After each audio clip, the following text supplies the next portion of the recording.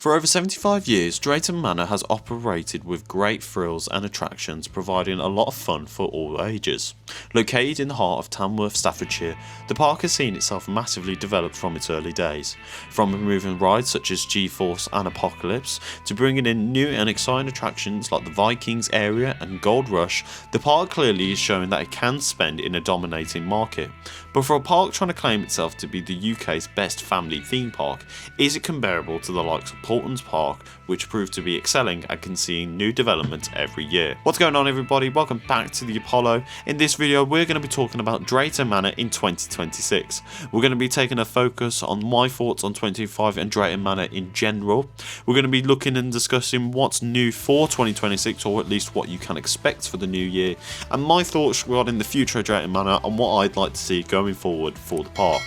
If you are enjoying this series, guys, please leave a like and subscribe to the Apollo. But without further ado, let's get into it.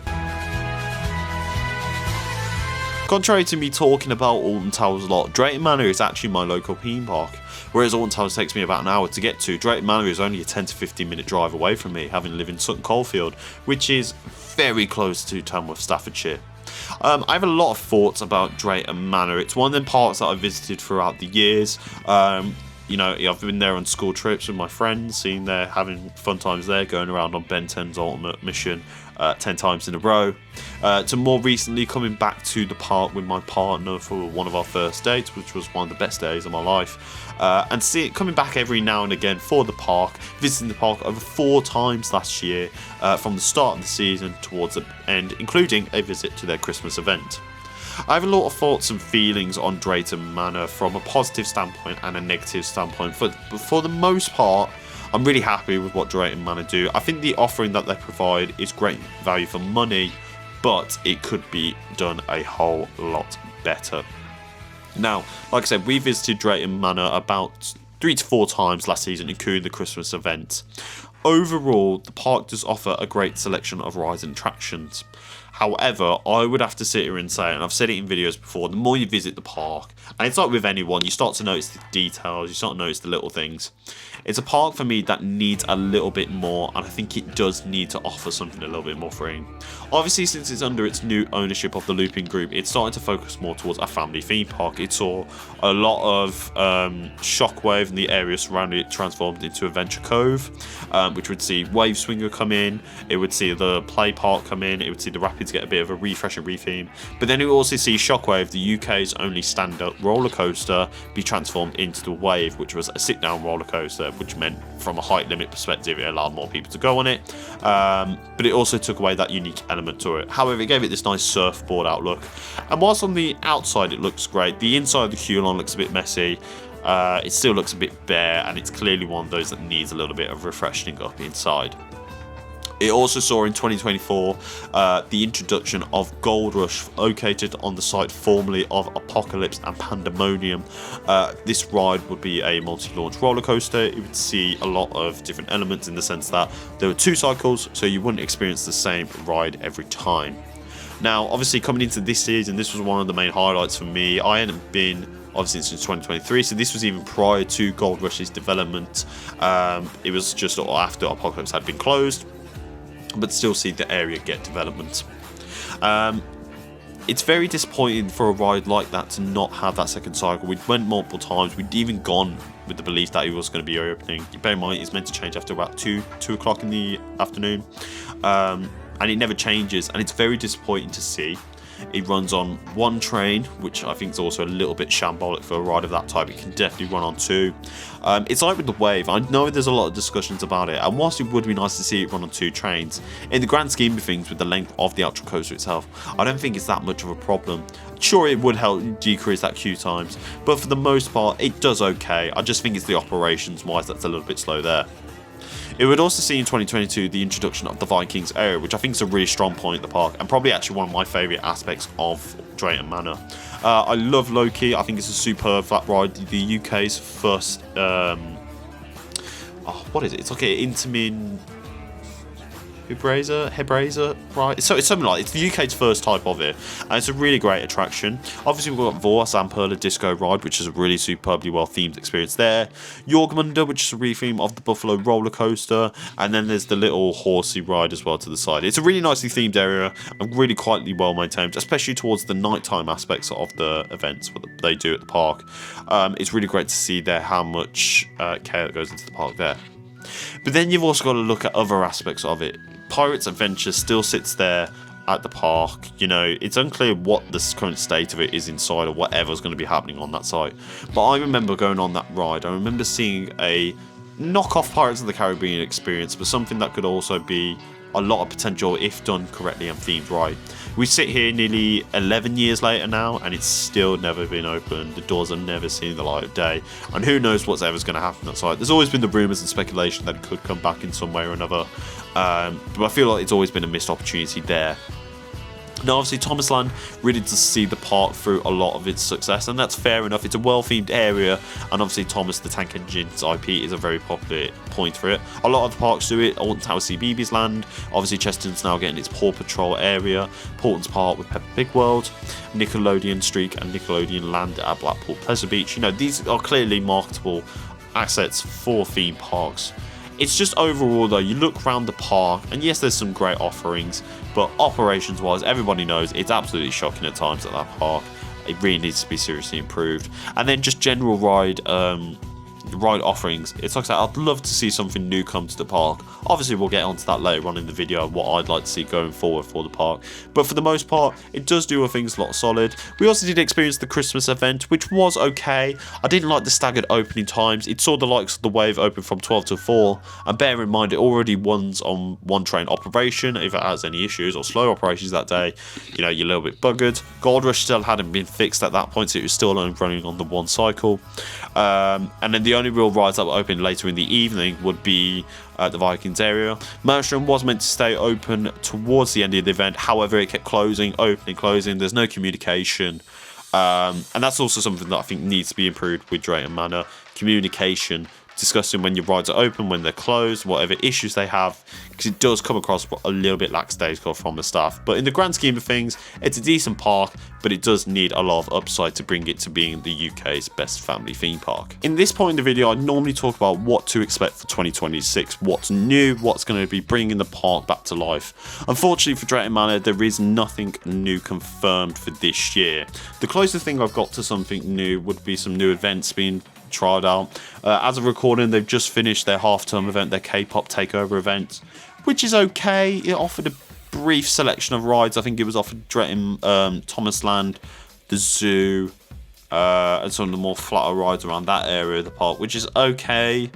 I mean, in comparison to the likes of Alton Towers or say Paulton's Park, which by the way has been open as a full season for quite a while now, it's a little bit disappointing of an offering. As of today, they've just announced some sort of Care Bears Easter event. Sure.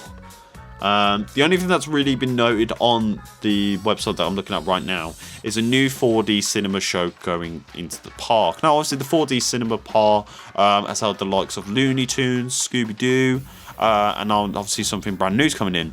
For the last year and a bit, it's been home to the Drayton Manor Museum that was open for a limited time. I thought that was a really nice addition to the park, and I'd like to hope that at some point it's going to see itself become a permanent feature somewhere in the park. And who knows, maybe somehow fit it into the Pirates Adventure line, or they've got to have a building somewhere that they can make use of that, because I think it's a really nice piece to see the park's history, but also acknowledge a lot of the rides. You know, there's stuff from the likes of Shockwave with Restraints, G-Force, a lot of core memories that can be made. There's even some Pirates Adventure stuff still found in that museum. So if you haven't seen it, you can check out our vlog where we do cover it a little bit in there. But like I said, nothing really majorly new going on here, which is a little bit disappointing. Like I said, from the investment of Gold Rush in 2024, you'd like to think that for a park that's trying to become the UK's best theme park, look at the likes of Paulton's Park and what they're doing. Every year is seeing a new investment, from last year's Ghostly Manor, this year the Drayton and the whole new Viking themed land, to potentially what's coming next year for the new water themed ride. It'd be very interesting to see how, for this objective that they're trying to reach, whether they're going to make it, because, you know, yes, Thomasland does see it through, but it does have this reputation of poor operations and weak ride availability. it does make you question what is the future for Drayton Manor. So with that in mind then, we're just going to go straight into it, and let's discuss what I'd like to see, or what I think it needs to be improved upon for going in the future, for the next 5 years essentially, for Drayton Manor. First and foremost, let's cover the simple ones. I'd like to see a second train brought onto the Wave. I think, like I said, in the grand scheme of things, it's not the longest of roller coasters, but just having that second train will increase your throughput and also just make it a little bit easier. It could even egg on staff to move a little bit quicker, because that queue does build up, especially in those conditions on the queue line as well. That's something I'd also like to see refreshed a bit. Give the inside a bit of a clean, because it does already look a bit tatty. I would also like to see Gold Rush have a complete overhaul. Get that second cycle working, because for me, it's false information to even advertise that ride being open without the second cycle. It's not really worth the experience more than once if the second cycle isn't going to be working, because it's an okay layout. Yeah, it's got some fun elements to it, but without that second cycle, you feel like you missed out on 50% of the ride itself, and also maybe a second train, because the ride is long enough to kind of warrant them having that operation there.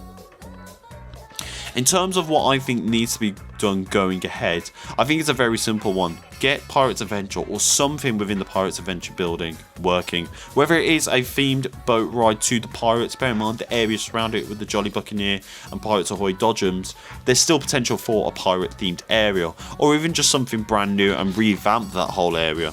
I think a boat ride in there, something of a dark ride. Bear in mind our dark rides at Drayton Manor at the moment are the Haunting, Sheriff Showdown, and that's pretty much it, isn't it? Just 2 dark rides. And I think they could have the really great opportunity, a small family boat ride, something that will have a little bit of a theme. You know, that first incline drop, if you ever remember going on Pirates Adventure, going straight into it and building the scene of adventure from there, I think would do really well for the park. And like I said, it gives it a theme, it's a sense of a dark ride, deals with capacity and throughputs, and he makes use of the building there. I think it's a smart move to go for with Drayton Manor. Plus, in the grand scheme of things, I can't imagine it'd be anywhere near as costly as, say, another roller coaster.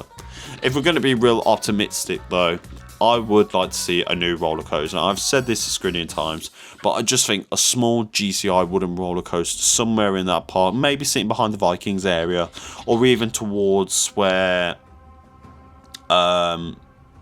I'm trying to think what's called, the Wave or the Rapids is. Get rid of the Rapids maybe in that area, because the Rapids has always had a bad connotation following the unfortunate accident in 2016. But I just think a small wooden roller coaster would really do it a world charm. Obviously, we've got one at Alton Towers with the Wicker Man. We also did have one at Oakwood with Megaphobia. Blackpool's obviously renowned for its wooden roller coasters, and given some of the things they've been able to achieve within that land, the amount of wooden roller coasters, it'd be really nice to see something like that in Drayton Manor, just sitting on alongside the lake there. Make use of the land. It offers another great thrill attraction for us thrill seekers, but also still without the more tamer aspects to it, with a lighter hearted theme, maybe even theme it into Frontier Falls if you want, like a wooden sawmill or something. I just think that'd be a really nice addition, something really optimistic that I'd like to see from the park. But given that they can see the money being spent from the Looping Group with Gold Rush, I don't think that's one that could be reasonably unpredicted.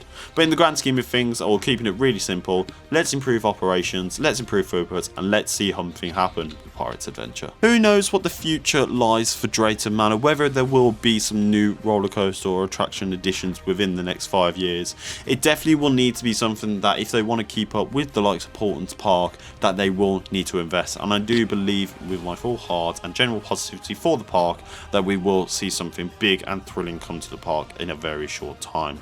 But let's keep our fingers crossed and keep our eyes open for Drayton Manor. We'll definitely be visiting again at least this one point this year, so hopefully we'll get to see some updates there. If you have enjoyed this series, guys, or do enjoy the episodes that are being coming out, please leave a like and subscribe to the channel so you don't miss out on future content like this. Until the next video, we'll see you later, and all I can do is cheerio.